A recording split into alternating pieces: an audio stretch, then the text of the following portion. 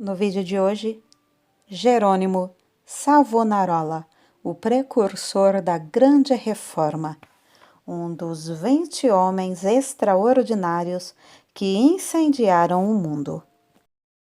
Seja bem-vindo ao Diário Pentecostal Historiando, análise histórica e crítica sobre o movimento pentecostal brasileiro. Se inscreva no canal e siga nossas redes sociais.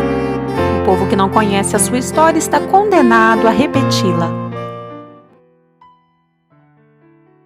O povo de toda a Itália afluía em número sempre crescente a Florença. A famosa Catedral do Duomo não mais comportava as enormes multidões. O pregador Jerônimo Savonarola, abrasado com o fogo do Espírito Santo e sentindo a iminência do julgamento de Deus, trovejava contra o vício, o crime e a corrupção desenfreada na própria igreja. Como resultado, o povo abandonou a leitura das publicações torpes e mundanas para ler os sermões do ardente pregador. Deixou os cânticos das ruas para cantar os hinos de Deus.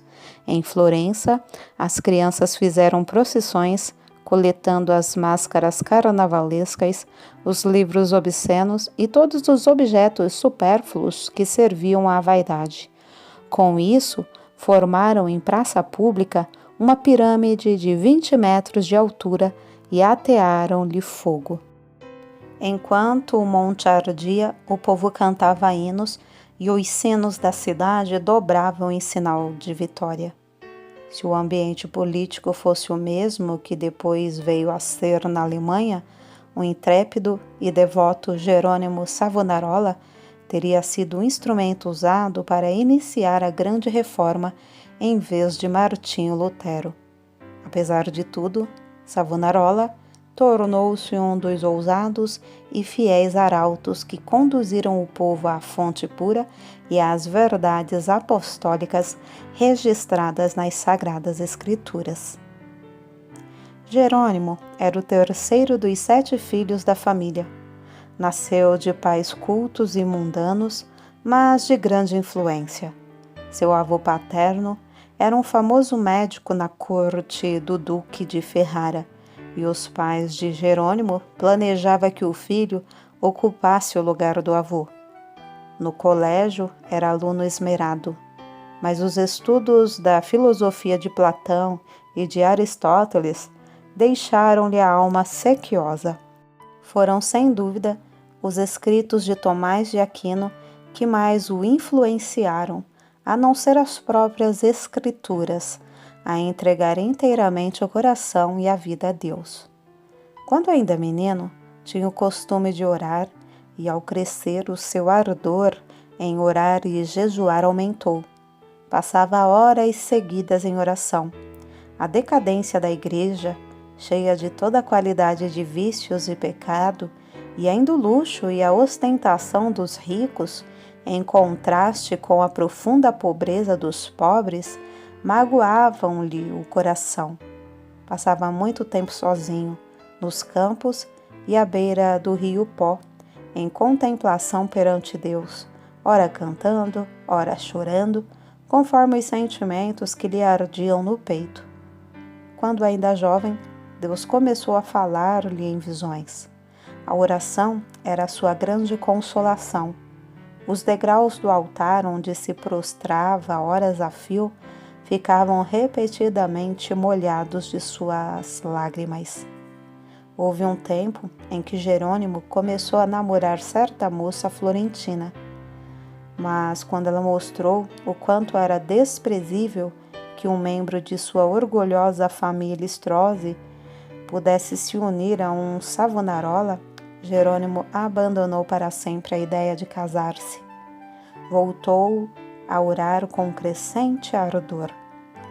Enojado do mundo, desapontado acerca dos seus próprios anelos, sem achar uma pessoa compassiva a quem pudesse pedir conselhos e cansado de presenciar as injustiças e perversidades que o cercavam, coisas que não podiam remediar, resolveu abraçar a vida monástica.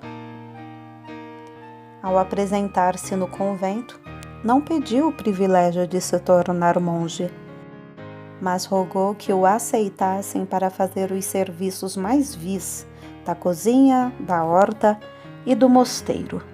Na vida do claustro, Savonarola passava ainda mais tempo em oração, jejum e contemplação perante Deus. Sobrepujava a todos os outros monges em humildade, sinceridade e obediência, sendo apontado para lecionar filosofia, atividade que exerceu até sair do convento. Depois de passar 7 anos no mosteiro de Bolonha, Jerônimo foi para o convento de São Marcos, em Florença. Grande foi o seu desapontamento ao ver que o povo florentino era tão depravado como o dos demais lugares. Até então, ainda não reconhecia que somente a fé em Deus salva o pecador. Ao completar 1 ano no convento de São Marcos, foi apontado instrutor dos noviciados e, por fim, designado pregador do mosteiro. Apesar de ter ao seu dispor uma excelente biblioteca, Savonarola utilizava-se mais e mais da Bíblia como seu livro de instrução. Sentia cada vez mais o terror e a vingança do dia do Senhor que se aproxima e, às vezes, entregava-se a trovejar do púlpito contra a impiedade do povo. Eram tão poucos os que assistiam às suas pregações que Savonarola resolveu dedicar-se inteiramente à instrução dos noviciados. Contudo, como Moisés, não podia escapar à chamada de Deus. Certo dia, ao dirigir-se a uma feira, teve repentinamente uma visão dos céus abertos, por onde passavam, perante seus olhos, todas as calamidades que sobrevirão à igreja. Então lhe pareceu ouvir uma voz do céu, ordenando-lhe a anunciar aquelas coisas ao povo. Convicto de que a visão era do Senhor, começou novamente a pregar com voz de trovão. Sob a nova unção do Espírito Santo, a sua condenação ao pecado era feita com tanto ímpeto que muitos dos ouvintes, ao fim da prédica, saíam andando atordoados, sem falar nas ruas. Era coisa comum durante seus sermões homens e mulheres de todas as idades e de todas as classes romperem em veemente choro.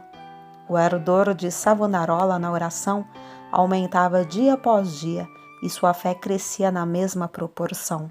Frequentemente, ao orar, caía em êxtase. Certa vez, enquanto sentado no púlpito, sobreveio-lhe uma visão durante a qual ficou imóvel por 5 horas. Nesse período, todos os presentes à igreja contemplaram o rosto do pregador brilhando. Em toda parte onde Savonarola ministrava seus sermões contra o pecado, produzia um profundo terror. Os homens mais cultos começaram então a assistir às pregações em Florença. Foi necessário realizar as reuniões na Duomo, onde continuou a pregar durante 8 anos. O povo se levantava à meia-noite e esperava na rua até a hora de abrir a catedral. O corrupto regente de Florença, Lourenço Médici, experimentou todas as formas de abordagem: a bajulação, as peitas, as ameaças e os rogos, para induzir Savonarola a desistir de pregar contra o pecado e especialmente contra a perversidade do regente.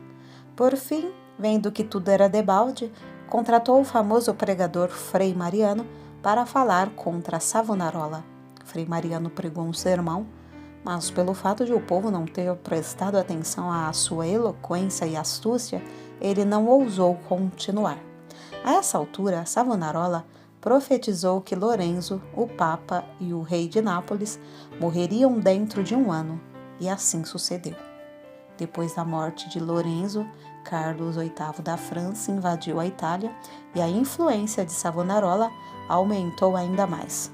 O povo abandonou a literatura torpe e mundana para ler os sermões do famoso pregador. Os ricos socorriam os pobres em vez de oprimi-los. Foi nesse tempo que o povo fez a grande fogueira na Piazza de Florença e queimou grande quantidade de artigos usados para alimentar vícios e vaidade. Não cabia mais, na grande Duomo, o seu imenso auditório. Contudo, o sucesso de Savonarola foi muito curto. O pregador foi ameaçado, excomungado e, por fim, no ano de 1498, por ordem do Papa, foi queimado em praça pública. Com as palavras: "O Senhor sofreu tanto por mim", terminou a vida terrestre um dos maiores e mais dedicados mártires de todos os tempos. Apesar de continuar até a morte sustentando muitos dos erros da Igreja Romana, ensinava que todos os que são realmente crentes estão na verdadeira Igreja. Alimentava continuamente a alma com a palavra de Deus. As margens das páginas da sua Bíblia estão cheias de notas escritas enquanto meditava nas Escrituras. Conhecia uma grande parte da Bíblia de cor e podia abrir o livro instantaneamente e achar qualquer texto. Passava noites inteiras em oração e recebia revelações quando em êxtase ou por meio de visões. Seus livros sobre a humildade, a oração, o amor e outros temas continuam a exercer grande influência sobre os homens. Destruíram o corpo desse precursor da grande reforma, mas não puderam apagar as verdades que Deus, por seu intermédio, gravou no coração do povo.